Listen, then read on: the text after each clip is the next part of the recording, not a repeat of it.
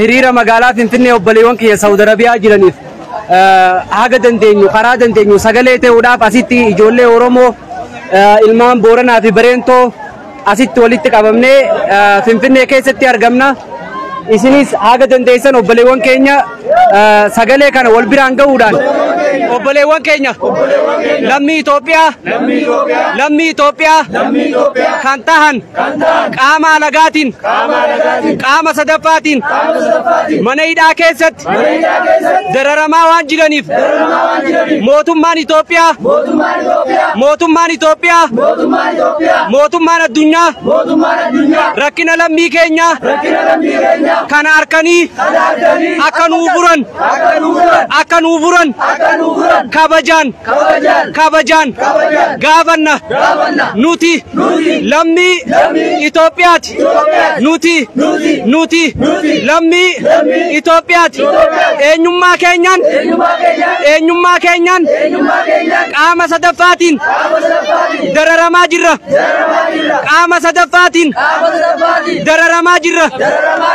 Akka gallu biyya keenyatti nuuf murteessaa.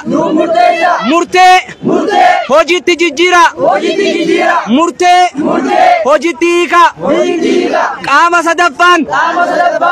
sadaffaan miidhamuu keenya hamma yoomiiti. Dubartoonni keenya biyya Saudi Arabiyaa keessatti qaamni isaanii saree ta'aa jira. Dhiironni keenya qaamaan irrachaa jiru. Kanaaf sagalee barbaadu, galuu barbaadu. Namni lammii Itoophiyaa taatan odoo gosaan wal hin qoonne, osoo gandaan wal hin qoonne, osoo kutaan wal hin qoonne akka sagalee taataniif barbaanna. Kanaaf obboleewwan keenya Saudi Arabiyaa keessa jiran qaama kamiinuu haa ta'u miidhamaa jiran sagalee barbaadu. Namni Rabbii sodaatan mootummaa Itoophiyaa akka nuuf dirmatu dhiibbaa irratti nuuf godha. Yaa Abiy Ahmed, yaa sanyii kiyya, lammii kee, sanyii kee mana hidhaa keessatti dararamaa jiru. Qaama sadaffaan miidhamaa jiru. Yaa Shimallis Abdiisaa, lammii kee mana hidhaa Saudi Arabiyaa keessatti miidhamaa jiru. Cittaawaa jiru. Qaamni isaanii haataa jiru. Har'a isin eessa jirtu? Akka lammii kee miidhamu eenyu si filate? Lammii keeti. Yaa Abiy Ahmed, yaa sanyii kiyya, yaa ilma Itoophiyaa si kadhanne adaraa biyya kiyya. Lammii koo biyyatti naaf galchi. Lammii koo Saudi Arabiyaa biyyatti nuuf galchi. Uummanni Itoophiyaa kan mana hidhaa jiru. Oromoo qofaa miti. Amaara qofaa miti. Tigree qofaa miti. Sirqee qofaa miti. Guraagee qofaa miti. Sablamoota mana hidhaa keessa jiru. Rakkachaa jiru. Akka sagalee nuu ta'an ilmaan Itoophiyaa hunda isaanii gaafachuu barbaanna. Please. Free Ethiopia public.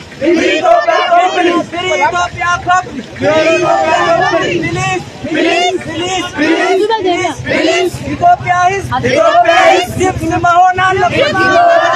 Ethiopia is Hullachin Dibs Mahon Allapan. Please. Feliz Abiy Ahmed lammii keenya Saudi Arabia jiran galcha yaa mootummaa Itoophiyaa mangisti Itoophiyaa obboleewwan keenya Saudi Arabia jiran miidhamaa jiru rakkachaa jiru qaamni isaanii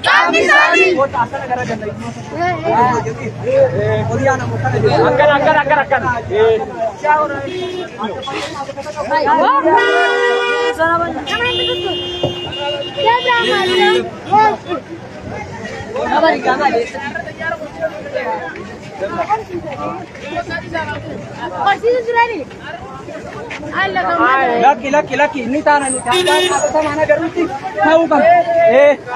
Obboleewwan keenya Saudi Arabia mana hidhaa Jiddaa Shumeesii Tariiq Alkarjii Riyaa keessatti ittaawaa jiru Filiis nuuf galcha miidiyaan Itoophiyaa maal callisu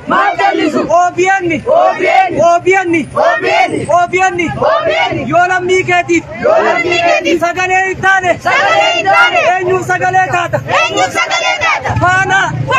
faana yoo lammii keetiif sagalee hin taane eenyuuf lammii sagalee taata Waltaa TV yoo nuuf sagalee hin taane yoo lammii Itoophiyaatiif sagalee hin taane eenyuuf sagalee taata kanaaf lammii keenya Saudi Arabia jiran akka nuuf galan kabajaan mootummaa keenyaati ummata keenya hundaa'u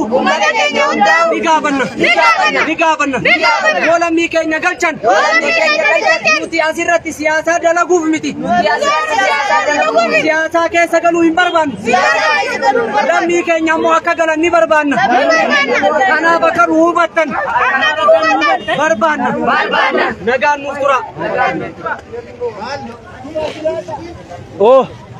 Taarata mee qoto bilizaqi mee asirratti maaliif argamtee maaltu sitti dhagaame lammin biyya kana baatuun barbaade akka hidhaadhaa fi dhalaa fi dhiiramtaan guutuun isaanii akka naaboon barbaade malee qabsoobii miti koongistii hiriiraa akka kana goone malee lammin ta'e akka nu gallakkisuu mootummaa irraa ayyama gaafachuu barbaanne nuti. Okay, atoo obboleessa keeyyamee maaltu asii argamsiise kanaaf birrii keetiin peestaala si bitachiise maaltu iddoo kanas si argamsiise. Akka lammin xiyyeedhaa baatee biyya teenya nu galtu. Akkasimi abshir akka nuuf galan ammoo abdii qabnaa du'aa godhaaf atoo mee obboleessa kiyya maaliif bakka kanatti argamte? Akka obboleeyyan keenya hidhaadhaa nu goof akka bira tagarruuf. Mee akkam footoo isaanii yeroo agartu mana hidhaa keessatti akkam isaanii ta'uu fa'aa agarte mee? Nama gaddisiisa baay'ee. Footoo makiinaa duraas jedhe. Akkasimi kana yoo agartu maaltu sitti dhagaamame maaltu sitti dhagaama kanaafuu mootummaan Itoophiyaa maal godhuu qabaa jettame hotu irraas jedhi makiinarraa mootummaan Itoophiyaa akka biyyatti galchuu barbaaddanii jechaadha. Okay, galatooma mee isinoo akkamitti mee mootummaan Itoophiyaa maal akka isiniif godhuu barbaaddan lammii kanaaf maal akka inni yeroo hatattamaan akka gochu maal barbaaddan? Qoy hasamaan mee nama interview godhaa. Akkanni agista kan ganda namaatti godhee biyya isaaniitti deebisu. Eenyu? Aha, caaltu. Qoy ni ana qoy ishee. Ni ana qoy. Abshir. Abshir. Maa nuti waa waan. Mee assalaamu alaikum.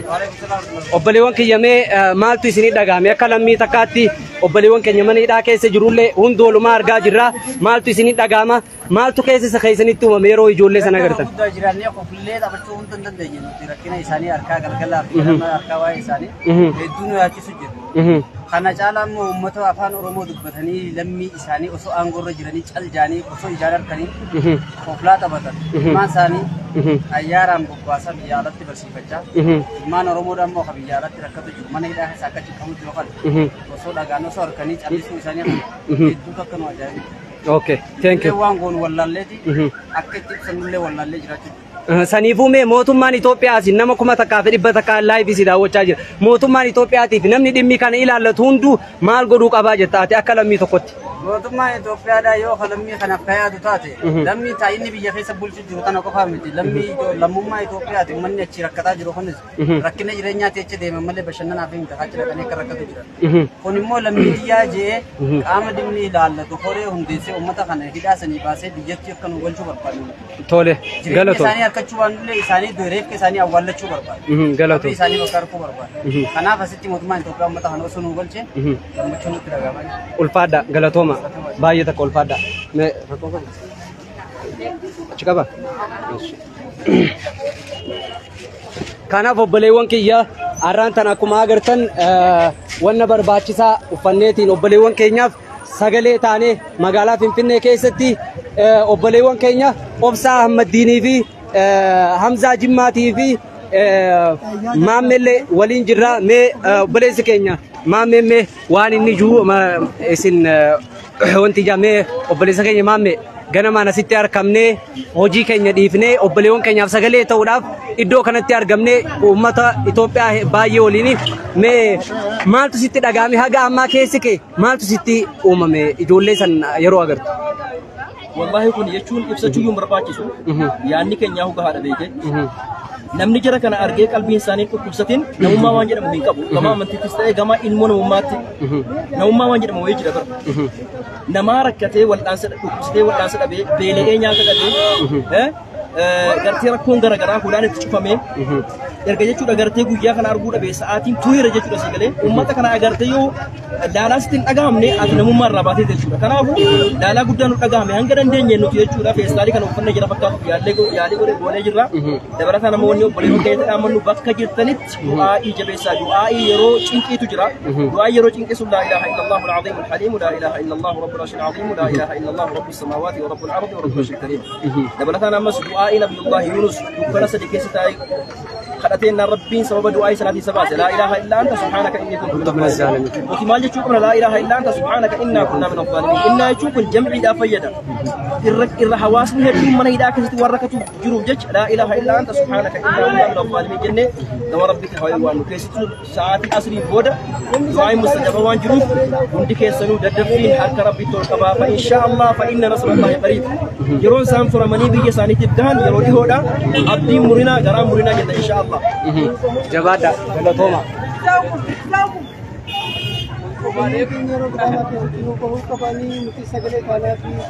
Galatooma. Ooqabi kanatti Maammee ooqabi kanatti. Obboleewwan kiyya nillee ni oowwii nuti ammaan tanaanii harkaa jiru kuni obboleewwan kiyyas mana hidhaa san keessatti osoo ani qilleensa harkachaate kanatti oowwuu obboleewwan keenya mana hidhaa san keessatti gubachaa jiran san garuu qilleensa tokko maletti miikaa kana uffatanii amma haga anatti oowwaa jiru haga makka urkaa jiru anaaf rabbii beekaa jecha warri uffate hundinuu harkaa jiran kanatti qooda isinii keenya rakkinni isin keessa jirtan kana akka caalu ni hubanna mootummaan Itoophiyaadhaaf akka inni waan fedhellee ta'u har'aan tana kaka'umsaaf iddoo kanatti gahaa jechuu miti ni gahaa jechuu osoo barbaannee osoo hin ta'in kaka'umsaaf hubannoodhaaf wanni kun baay'ee barbaachisa jeetii yaadda fakkeenyaaf iddoo kanatti obboleessi keenya Hamzaallee Obsaallee waamee obboleewwan keenya kuuwwanis waamee akka isaan hiriira bakka kana waliin baanu gaafannee tole nuu jaanii isaan hundi quuqama lammii qaban isaan hundinuu osoo gartee osoo ittiin himamin waan kana fedhii qaban garuu wanne isaan qabee takka jira saniis rabbiirraa furu immoo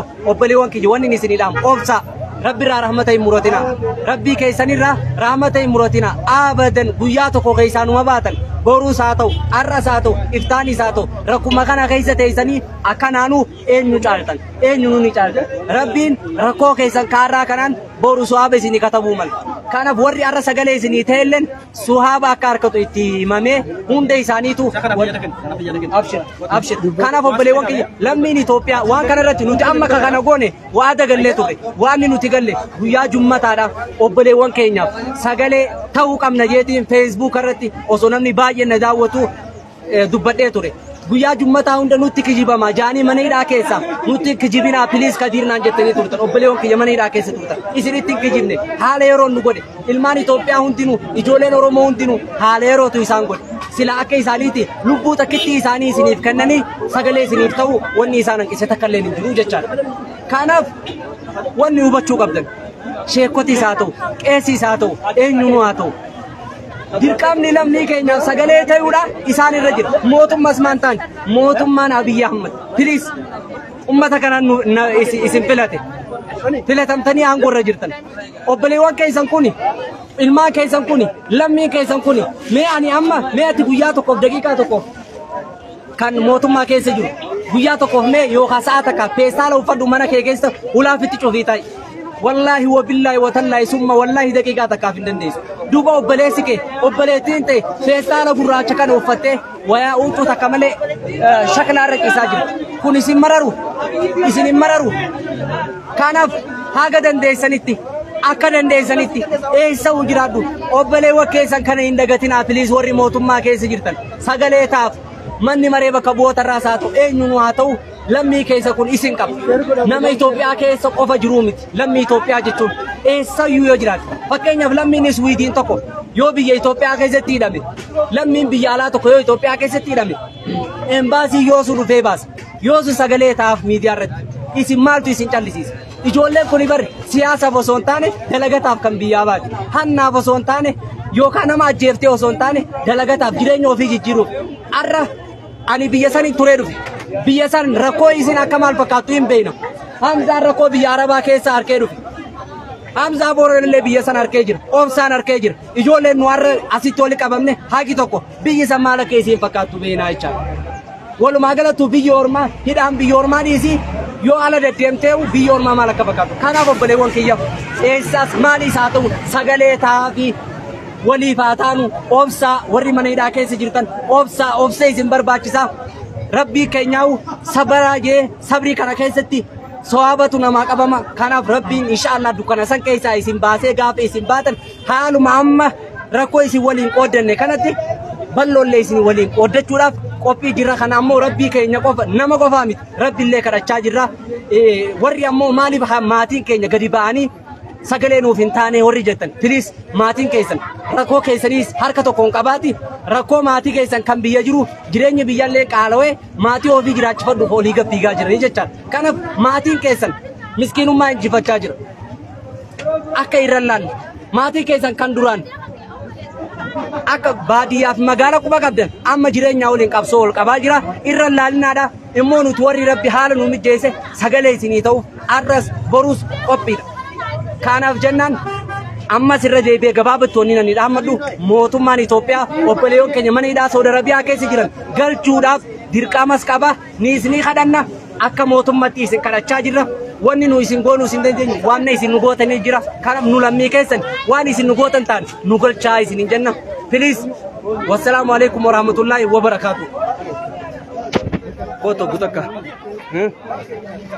Tiga baka boleh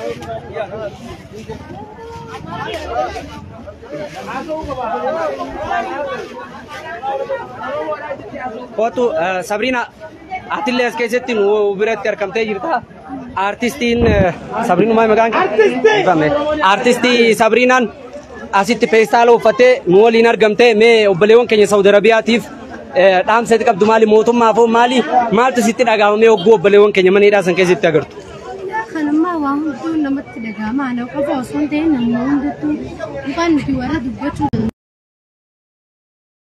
jiranis lammiin keenya maal afaan hin taane maal sagalee hin taane jechaa turanii soo namni hedduunis jira ani waliin isaanii Obsumat salata doai godhacha eegatu mootummaa keenya demo akka inni uummata keenya sannaqee hangara biyyaa nu deebisu isa gabaabsinee gaafachuudha. Okay galatooma isinillee nu wali warra peestaala uffatee galatooma isinin jenna jazakumullah ulfaadha. Alan Alan naga fayyala dubbadhu rakkoon qabu. Assalamualaikum warahmatullahi wabarakatuh. Ida Saudi sayaro hettiin keessatti hidhamee namni kita kejadian hojjetu yeroo jaha oliin achi keessatti kan hin bees kan hin jedhees gaafuma gaafi mootummaa kana dura biyya kana bulchaa turre marraata kanatti baatii torba hidhamnee ture mootummaa kana duraatti jennee yeroo sanitti garteemi yeroo sanitti hanqa gaafummanni biyya saniin kwaamsaniin waan ni godhan malee bisa jennee mooraa keessa akka tasaa biyya takka baanee jennee maal jennu yeroo saniin nu baasan halkan mootummaa kun irra deebiinee ummanni biyya keessa jiruu fi biyya alaa keessa jiru sagalee ta'u jira gurmaa'aniinis ummanni adda addaa aktiivistaniinis mootummaa kun beekaa usee ilaalu jira kanaan dura mootummaan Itoophiyaa kun gaafa biyya kana dura qabatu asirra deemee gara Suudaanitti ilaanka Liibiyaa ilaanka Lubnaan deemee lammii isaa ta'idhaa keessa jirtu Suudaan irraa walitti qabatee xayyaaraa tokkoon fidaa ture har'a maaltu san hanqise uummata hidhaa jiru kana qabaa harkaatis jira ambaasiin achi jirulleen yeroodhaaf dhufaa ture amma baluu baatii meeqa siidhamne mana hidhaa san keessa yeroo jalqabaatiif amma dura baatii torban gaafa san gaasuutiin gaafa macarrashatti galtu kanoo gaafa nama hidhaa jiran san gaafa amma hidhamu kanaati dilasiin baatii takkaaf tabbaan sadii akka carraa taatee galtee jechuu yeroo san namaa galu jiru luboota namni hin galle warroota gaafa san wajjii hidhamne waa hundinuu afaan ni beektaa gaasuutii keessa waan turreef warra iqaamarra qabamne namoonni beekaa warra Saudi Arabiyaa keessa jiru iqaamaa takka irratti warra qabame karaa harjiirraa mushwaara hojii warra qabame afaaniin firraan dubbanne iqaamaan tun ta'e sirra qabamte anni mormadee jechuudha mahakamaa kiseen dhaqees niyaabaa kiseen dhaqees ni mormate waan mormee tiyyaamii kitaaba ni qabattaan hanjaan niyaabatte eenii qabadaan jee kitaaba qabadatee kakaddaa waan ittiin ta'in irratti ni gamaadeetiin lole ilaa hanqa lubbuun tiyyabaatu kaarabaan qabadaan jeen akkasin nuti nu galchan ijoollee achi wajji turre ilaa amma ta'idhaa jirtu akasih. Assalamualaikum. Waalaikumsalam warahmatullah. Tumurre bakka tumurre obsa yaada kan kami ati tu ave arra asitti pestala uffanne ganamaan ana siyam zaman meeda iddoo kanatti argamne me maaltu baha guma kana kakomsa kanaafu maaltu sitti dhagame haati kaatu haa guddatuuti wal bira akkas haati kaatuuti haa guddatuuti namni arraan tana galata nama tokko irraa barbaada osoo hin ta'in lammii keenya kanaaf quuqamnee asitti argamuu kanatti maaltu sitti dhagame obboleewwan kiyya san yeroo maniidhaa san keessatti agartu maaltu sitti dhagama sammuu kee keessa maaltu dhuf atis biyya sanii dhufte waan ta'eef dhugumatti obboleeyyan keenya kan mana hidhaa Saudi Arabiyaa keessatti dararamaa jiran dhugaa waan hedduu nama gaddisiisu. Obboleeyyan keenya achi keessatti daa'aa jirti. Daa'ima waliin achi keessatti qorri biyya sanii yeroo ammaa jaachuun qorri biyya sanii dhukkubsaa jira. Akkasuma namoota hedduutu achi keessatti dhukkubsachaa jira. Osoo yaalan argatiin lubbuu isaanii dhaban jechuu achi keessatti. Kun dhugaa dubbachuuf waan hedduu nu gaddisiise waan hedduu gartee garaa nama nyaata. Obboleeyyan keenya kanaaf gaa hiriira bahuu qabnaa biyya keessatti nutis jennee Harargeerraa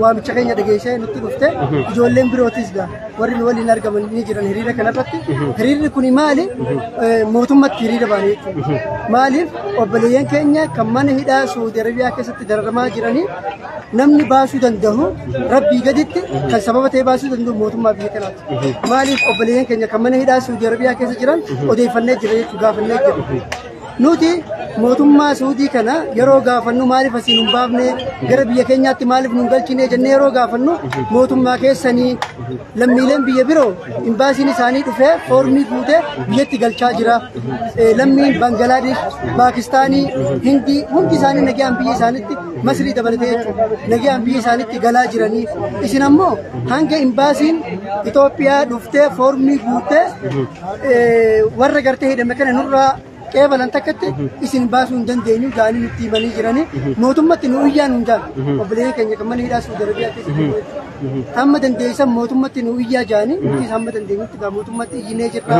Mee asirratti obsaa kiyya amma oguu nuti hiriira bahu jirru kana nama makiinaadhaan dhufe makiinaa keessatti yoo hin dhageessite arra galchuuf deemanii deemaa galaadhaa warra nuun jee jira yaada kanarratti mee maal qabde jechuun wanni kun dhugaadha warri soba fakkeenyaaf galchuuf deeman yaadni jiru kuni bakka hundallee gayaa jira ammallee yeroo nuti hiriira bahu jirru kana qalbiin dhageetiin jira deemaa galaadhaa baasuuf deeman arra kun xayyaarri eegaluuf deemaa warra nuun jee jira makiinaa keessa ta'anii jarri san eenyu akka ta'e hin beekne mee wanna kana akkamitti ilaalta?